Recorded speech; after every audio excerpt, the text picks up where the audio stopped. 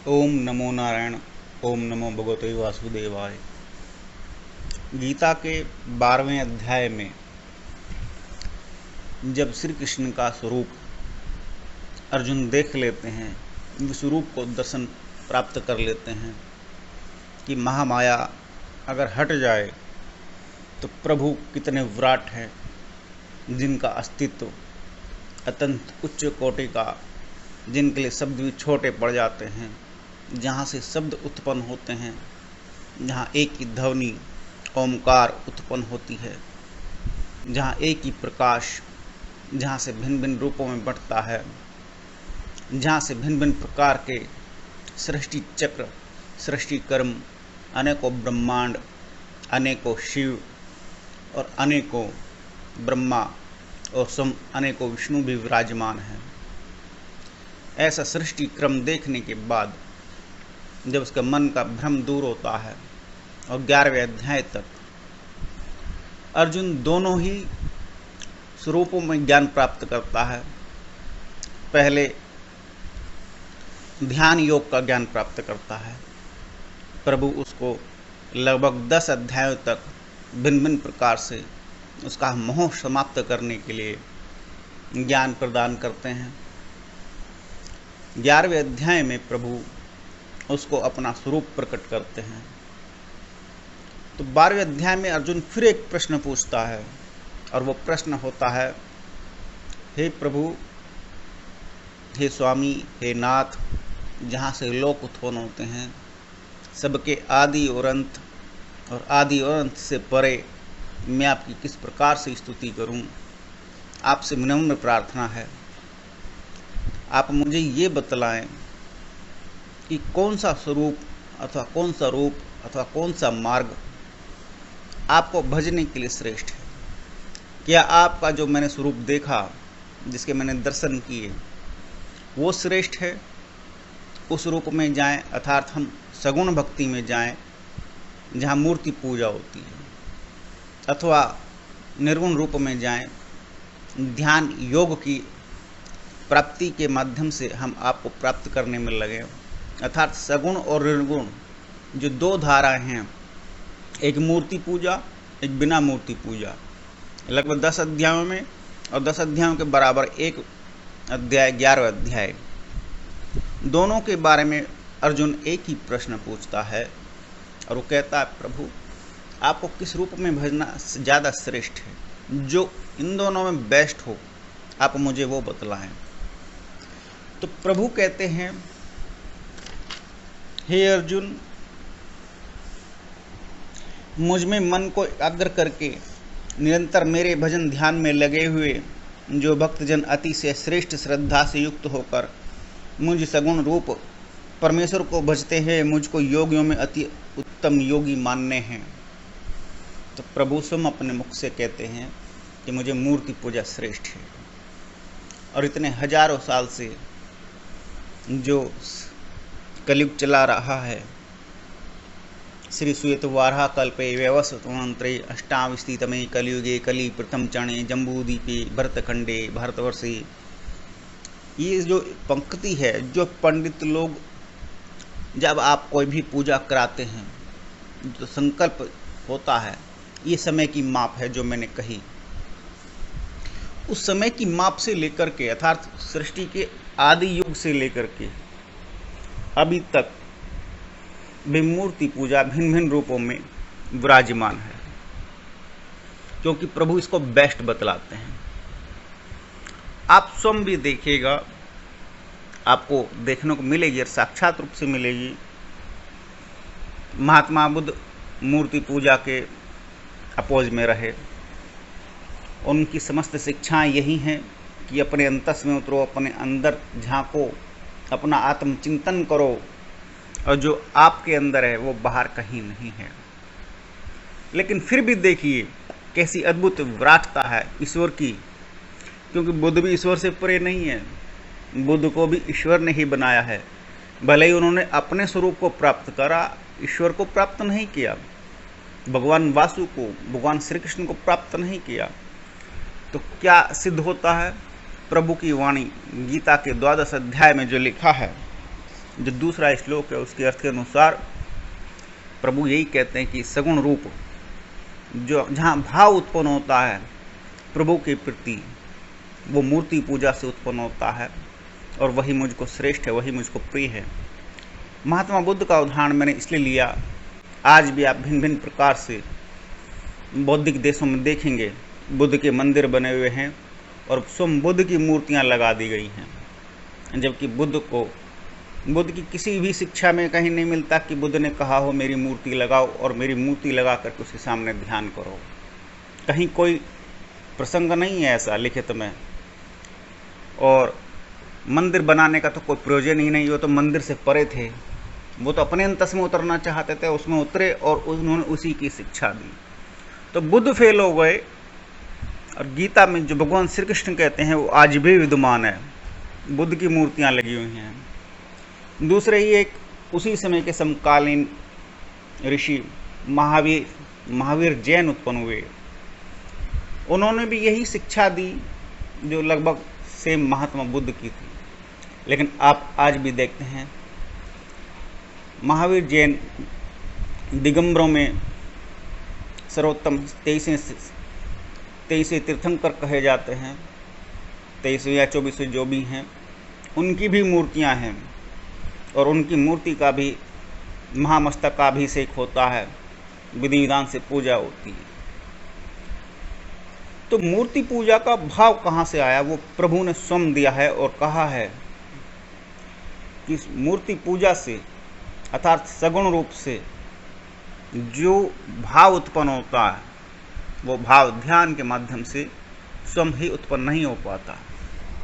आगे प्रभु कहते हैं, परंतु जो पुरुष इंद्रियों के समुदाय को भली प्रकाश से वश में करके मन बुद्धि से परे सर्वव्यापी एकथन स्वरूप और सदा एक रस रहने वाले नित्य अचल निराकार अविनाशी सच्चिदानंद घन ब्रह्म को निरंतर एक ही भाव से ध्यान करते हुए भजते हैं, वे संपूर्ण भूतों के हित में रत और सब में समान भाव वाले वो योग ही मुझको अत्यंत प्रिय होते हैं। उन्होंने कहा, प्रभु ये भी कहते हैं, अगर तुम दोनों में बेस्ट पूछते हो, उत्तम तो यही है कि आप ध्यान करो, योग करो, उसके माध्यम से अपने स्वरूप को प्राप्त करो। लेकिन क्या कहा? उसके माध्यम से तुम अपने स्वरूप को प्राप्त करो। जीवात्मा परमात्मा को प्राप्त करेगी। प्रभु ने ये नहीं कहा कि योग के माध्यम से, ध्यान के माध्यम से वो मुझको प्राप्त करेगी। प्रभु ने कहा, प्रभु यहाँ दो बातों का आंसर दे रहे हैं, सगुण और निर्गुण रूप में कौन सी विचारधारा या कौन सी धारा या कौन सा पद्धति सर्वश्रेष्ठ है। तो सर्वश्रेष्ठ प्रभु मूर्ति की पूजा को बतलाते हैं। फिर आगे कहते हैं प्रभु, उन सच्चिदानंद घन निराकार ब्रह्म में आसक्त चित्त वाले पुरुषों के साधन में परिश्रम विशेष है, क्योंकि देहाभिमानियों के द्वारा अव्यक्त विषयक गति दुखपूर्वक प्राप्त की जाती है। प्रभु कहते हैं ये मार्ग बड़ा कठिन है ध्यान और योग का, क्योंकि जहाँ ब्रह्म में आसक्त चित्त वाले पुरुषों के साधन में परिश्रम विशेष है, जहाँ मनुष्य अपने इंद्रियों को पूर्ण रूप से एकाग्र चित्त करता है, 5 इंद्रियां, 5 कर्मेंद्रियां और 11वां मन, 5 महाभूत, 3 अलग अलग प्रकार के तत्व, भिन्न भिन्न प्रकार की योग साधनाएं और उनसे उत्पन्न होने वाली उपलब्धियां, इन सब में शरीर से परे जा कर के हठ योग और हठ योग से भी ऊपर उठ कर के शरीर को अपना ना मानते हुए, शरीर के साथ अन्याय करते हुए, क्योंकि पुरुषों के साधन में परिश्रम विशेष है, अत्यंत उच्च कोटि का कठोर घनघोर तप और परिश्रम करना पड़ता है। योग साधना में ऐसा है कि फिर वो कुंडलिनी में जाता है, फिर समाधि में जाता है। और ये प्रभु कहते हैं देहाभिमानियों के द्वारा अव्यक्त विषयक गति दुखपूर्वक प्राप्त की जाती है। अर्थात योग साधना में बड़ा कष्ट है, आसान नहीं है। कोई भी योग साधना के माध्यम से ईश्वर को प्राप्त कर जाए बड़ा कठिन है। लेकिन ऐसा वर्णन उस समय मिलता है जब भगवान श्री राम वन में जगह जगह घूमते फिरते पहुँचते हैं, तो ऐसे कई ऋषि मिलते हैं जो प्रभु का चिंतन करते हुए प्रभु के लिए प्रतीक्षारत हैं, और प्रभु को वो आँखें बंद करें या आँखें खोलें, वो दोनों ही भाव में प्रभु के साथ तादात्म्य में हैं। तो उनका कितना कठोर परिश्रम रहा होगा। तो उनके लिए प्रभु श्री रामचंद्र जी के लिए रामचरितमानस में भी कहा गया है, और ये विनती की गई है किसी के द्वारा कि प्रभु जो जंगलों में जो योगी बैठे हैं, ऋषि बैठे हैं, जो आपके प्रतीक्षारत हैं, जो नियमित रूप से आपके लिए अपने शरीर को योग के माध्यम से कसते हैं, गठन करते हैं, एकाग्रचित्त होते हैं, कृपा करके उनको अपने दर्शन दीजिए और उनको कृतार्थ कीजिए। अर्थात योग साधना के मार्ग में, ध्यान साधना के मार्ग में अत्यंत कष्ट विशेष भी और अत्यंत विशेष अतिरिक्त परिश्रम उत्पन्न होकर के तब कुछ प्राप्त या उपलब्धि प्राप्त होती है। तो प्रभु कहते हैं, और ये सभी के लिए संभव नहीं है। तो प्रभु ने आसान उपाय और बेस्ट उपाय, सगुण धारा, सगुण रूप बतलाया, जो आप आज देखते हैं, जैसा कि बाबा प्रेमानंद महाराज जी भी कहते हैं। भाव सर्वोपरि है। आपका ईश्वर के प्रति क्या भाव बनता है, और भाव बनता है जब आपकी इंद्रियां, जब आप इंद्रियों के साथ संयुक्त रूप से बाहर के भोगों का भोग करते हैं, जैसे आप प्रभु के प्रति समर्पित हो जाते हैं। इसको बोलते हैं ईश्वर प्रणिधान। ईश्वर से एक एक बात करना, आंखें खुलते प्रभु को दर्शन करना, नमस्कार करना कि तेरी कृपा से मैं उठ गया, तेरी कृपा से मेरी सांसें हैं, तेरी कृपा से मेरा जो संसार चल रहा है, अर्थात जो कुछ मुझे प्राप्त हुआ है, जिसका मैं भोग करता हूँ, ये सब तेरी इच्छा से है, तेरी कृपा से है। ये बना रहे, ये मैनेज हो जाए। इस तरह की भिन्न भिन्न प्रकार की बातें, मन के भाव, और जो कुछ भोजन ग्रहण करते हैं वो भोजन भी अर्पित करते हैं। छोटी से छोटी क्रिया भी अपनी जब आप व्यक्त करते हैं प्रभु से, जब आप ईश्वर प्रणिधान में उतर जाते हैं, जो भाव है वो मूर्ति पूजा के माध्यम से, अर्थात जब आप मूर्ति के माध्यम से, मूर्ति से बातें करने लगते हैं, मूर्ति सजीव हो जाती है, जागृत हो जाती है। और मूर्ति कब जागृत होती है? जब मंदिरों में स्थापित की जाती है तो एक क्रिया विशेष की जाती है अथर्ववेद के अनुसार, और वो अथर्ववेद के अनुसार जो क्रिया होती है उसको बोलते हैं प्राण प्रतिष्ठा करना। अर्थात मूर्ति में प्राण डाल दिए गए, कोई ऊर्जा डाल दी गई, और प्राण वो तत्व है जिसके माध्यम से कोई भी सजीव हो उठता है, जागृत हो उठता है। आपने भी देखा भगवान श्री राम का जो अयोध्या में राम मंदिर बना, उसमें जो रामलला स्थापित किए गए, उसमें केवल ऐसा ही नहीं कि बैठा दिया गया, राम जी की मूर्ति लगा दी गई, पूरे बाकायदा विधि विधान से प्राण प्रतिष्ठा की गई रामलला की, और मूर्ति का हाव भाव चेंज हो गया। तो जो प्राण प्रतिष्ठा की जाती है उससे एक जागृति आती है, उस मूर्ति का तादात्म्य, एकाग्रचित्ता, एकाकार होना, वो यूनिवर्स से, ब्रह्मांड से लिंक हो जाता है। ये प्रक्रिया अथर्ववेद में बताई गई है। लेकिन जब एक भक्त अपने भाव से मूर्ति के साथ ऐसा जुड़ जाता है कि प्रभु सब कुछ आप ही हो, जब मैं था हरि नाही और अब हरि हैं मैं नाही, जब ये भाव बनकर उत्पन्न होता है प्रभु के प्रति, जब हम समर्पण कर देते हैं, तो मूर्ति बिना प्राण प्रतिष्ठा के भी जागृत हो जाती है। और भगवान श्री कृष्ण के तो ऐसे अनेकों हजारों उदाहरण भरे पड़े हैं। ऐसे गीत संगीत भी मैंने सुने हैं जहाँ केवल भाव से प्रभु जागृति की अवस्था प्रकट करते हैं, जहाँ प्रभु अनेकों चमत्कार दिखलाते हैं। और इसका एक अनन्य उदाहरण महाभारत में भी देखने को मिलता है, और महाभारत में वो देखने को मिलता है अनन्य भाव से भजने वाली एकमात्र द्रौपदी, जब चीर हरण का प्रसंग हो रहा था तो उसने प्रभु को स्मरण किया कि प्रभु अब तो केवल आपका ही आसरा है, आप ही मुझे बचा सकते। और प्रभु ने उसका चीर इतना बढ़ा दिया, उसकी साड़ी को, उसके कपड़े को, कि दुशासन रूपी राक्षस भी थक करके चूर हो गया। अच्छा, आप लोग स्वयं ही बताएं, यदि वहाँ प्रभु की कृपा दृष्टि नहीं बरसती, जहाँ सरेआम भरी सभा में, राजाओं की सभा में, बड़े बड़े धीर योद्धाओं की सभा में कूटनीति के माध्यम से एक स्त्री को सबके सामने निर्वस्त्र किया जा रहा था, तो क्या वहाँ गैंगरेप नहीं हो सकता था? निश्चित रूप से होता, यदि वो नग्न हो जाती। प्रभु ने इसी बात का मान रखा। और क्या आपका खून नहीं खोलता? क्या आपके अंदर दुख उत्पन्न नहीं होता?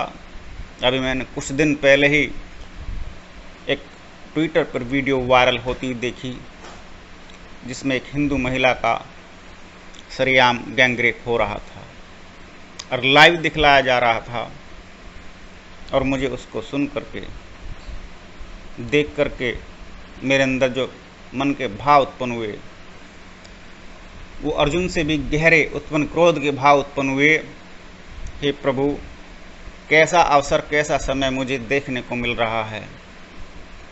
हे प्रभु, आप कुछ कृपा करके हिंदू धर्म में जागृति कीजिए और उन लोगों को जागृत कीजिए, उनके अंदर वो भाव जागृत कीजिए क्रोध का, जो आपने अर्जुन के अंदर उत्पन्न किया, कि जहाँ कहीं भी तुम स्त्री के साथ कोई भी अपमानित प्रसंग देखो, मर मिटने के लिए तैयार हो जाओ, क्योंकि शरीर तो छूट ही जाना है।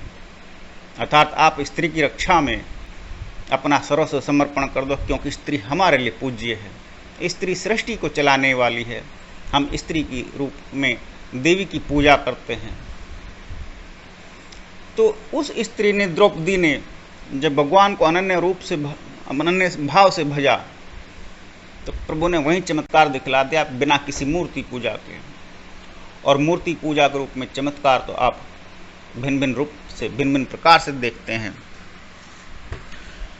और ये भाव जब बिना प्राण प्रतिष्ठा के जागृत होता है, वो भाव कहलाता है भक्ति भाव। और ये 12वें अध्याय में भक्ति भाव की ही महिमा कही गई है, क्योंकि भक्ति के माध्यम से प्रभु कहते हैं, हे अर्जुन, उन मुझ में चित्त लगाने वाले प्रेमी भक्तों का मैं शीघ्र ही मृत्यु रूप संसार समुद्र से उद्धार करने वाला होता हूँ। मुझ में मन को लगा और मुझ में ही बुद्धि को लगा, इसके उपरांत तू मुझ में ही निवास करेगा, इसमें कुछ भी संशय नहीं है। यदि तू उपयुक्त अभ्यास करने में भी असमर्थ है, तो केवल मेरे लिए कर्म करने के लिए प्राण हो जा। इस प्रकार मेरे निमित्त कर्मों को करता हुआ भी मेरी प्राप्ति रूप सिद्धि को ही प्राप्त होगा। कलयुग बड़ा प्रबल और बलवान होता है, और इस बात का लाभ भारत की सनातन विरोधी संस्कृति ने भरपूर उठाया। इस श्लोक का अर्थ पूरा बदल करके आपके सामने प्रस्तुत कर दिया गया। ये 12वें अध्याय का 10वां श्लोक है, जहाँ प्रभु कहते हैं कि यदि तू अभ्यास करने में असमर्थ है, अर्थात ध्यान योग साधना करने में असमर्थ है, तो तू मेरे लिए सिर्फ कर्म कर और मेरे निमित्त मात्र समर्पण हो जा, मेरी प्राप्ति रूप को प्राप्त हो जाएगा। ईसाइयों ने और अन्य सनातन संस्कृति के विरोधी लोगों ने ये स्वरूप प्रकट कर दिया, एक ही पंक्ति लिख दी और उस पर सबको चलाना शुरू कर दिया। कर्म ही पूजा है। भगवान श्री कृष्ण गीता में यही कह करके गए हैं, कर्म ही पूजा है। तो ऐसे ऐसे लोग देखने को मिलते हैं जो सुबह उठते ही अपने रूटीन के अनुसार कर्म में लग जाते हैं। ईश्वर का कहीं कोई नाम नहीं, कोई अस्तित्व नहीं उनके जीवन में। आँख खुलते ही मोबाइल शुरू होता है और सोने तक, और जब तक आयु है, ईश्वर का कहीं कोई नाम नहीं। और उनसे पूछो तो वो एक बात का जवाब देते, कर्म ही पूजा है, हम कर्म करते हैं। उनको एक बात गलत पढ़ा दी गई, यदि तुम सिर्फ कर्म कर रहे हो तो तुम्हें ईश्वर का नाम लेने की कोई जरूरत नहीं है। उनको न चाहते भी गलत शिक्षा दे दी गई केवल इसी व्याख्या के द्वारा, जबकि प्रभु कहते हैं यदि तू ध्यान योग करने में असमर्थ है तो केवल मेरे लिए कर्म करने के लिए प्राण हो जा। अर्थात जितने भी कर्म करे वो मेरे लिए कर। अर्थात जब भी जो भी तू कुछ कर्म कर रहा है 24 घंटे, उसमें अपने कर्म के साथ मेरा नाम जोड़ ले, लगातार नाम जप कर और मुझे उन कर्मों को समर्पित करता चला जा। और जब तू नाम ले पाने में असमर्थ है तो उसके लिए व्यवस्था प्रभु ने 5 समय की संध्या कर दी गई। सुबह, दोपहर, शाम, रात्रि में 9 बजे लगभग तुरीय संध्या, और रात्रि में मध्य रात्रि में अर्धरात्रि की मध्य संध्या। तो 5 गृहस्थों के लिए 5 संध्याएं भी प्रभु ने प्रकट कर दी। लेकिन इसका स्वरूप, इस दोहे का स्वरूप, इस पंक्ति का स्वरूप, इस श्लोक का स्वरूप व्याख्याकारों ने, सनातन संस्कृति विरोधी लोगों ने हिंदू धर्म के बच्चों को पढ़ा दिया। कर्म ही पूजा है, आपको ईश्वर का नाम लेने की जरूरत नहीं, आप सिर्फ कर्म कर रहे हो, क्योंकि ईश्वर कर्म के लिए कहते हैं, जबकि ये गलत है। ईश्वर कर्म के लिए वहाँ कहते हैं कि तुम मेरे प्राण हो जाओ। अर्थात जब तुम मुझे समर्पित कर दोगे अपने समस्त कर्मों को, जब तुम कर्मों में अपने मेरा नाम जोड़ दोगे, तब तुम मुझे उस भक्ति भाव को प्राप्त करोगे, और उस भक्ति भाव के माध्यम से तुम मुझे प्राप्त करोगे, तुम अपने आप को प्राप्त नहीं करोगे। यहाँ द्वैतवाद की और अद्वैतवाद की व्याख्या शुरू होती है। 12वें अध्याय में प्रभु भक्ति को और मूर्ति पूजा को श्रेष्ठ बतलाते हैं। यही 12वें अध्याय का सूत्र और सार है। नमस्कार।